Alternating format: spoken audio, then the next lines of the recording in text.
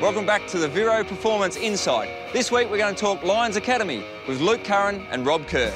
As National Talent Manager of the Lions, I've got three areas that I work across. One is the management of our TPP and the salary cap and the likes. The second area is to oversee the recruiting function.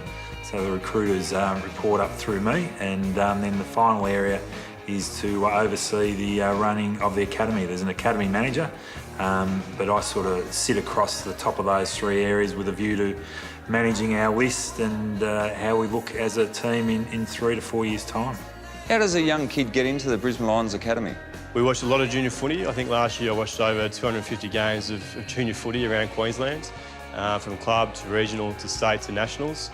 We've got a staff of 3 full-time staff, and then a lot of about a dozen or so casual coaches who help us do the ID work. We look at a lot of the representative programs to see where the boys are at, and that way you can get a really good gauge on how they're performing against their peer age groups. And we're constantly assessing the boys every 12 months, continue looking at other boys who might grow, develop, mature at different rates, to make sure that we've constantly got the best boys involved in our program. What sort of access does the academy give you to the up-and-coming young players from around the area? Yeah, so it's a bit like the father-son. If they're good enough and then come through our programs over a couple of years and get to the age of 18, there's the academy bidding system, which is a bit like the father-son. So we've got first and last chance to list the boys before the draft. But the other AFL clubs still have the option of making a bid, and if they think they're good enough. So you don't take the boys out of school, they fulfil their normal school obligations and then come training afterwards? Yeah, so we make sure that the boys still focus on their education side of it. There's only a small percentage of boys that come through the academy that may make an AFL list.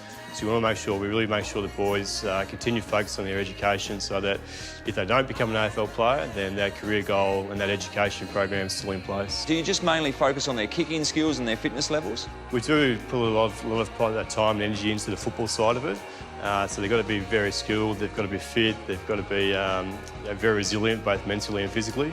We also put a lot of work into the off-field stuff around educating players what it takes to be an AFL player. So diet, nutrition, recovery, managing their body, goal setting, time management with their school workloads. It's a whole range of programs that we do away from the trainer track that we think are important for boys to know and be aware of and understand that that's also part of being an AFL player. How do you ensure you get the best performance out of these young kids? Yeah, so we're constantly watching the boys at training, both with us and away from us, and also in games with us and back for their regional programs or their clubs. And we use individual development plans for the boys to track their progress, monitor how they're going, and then provide some feedback on the areas they need to improve on. Vero Performance Insight, brought to you by Vero Insurance. If performance matters to your business, ask a broker about Vero Insurance.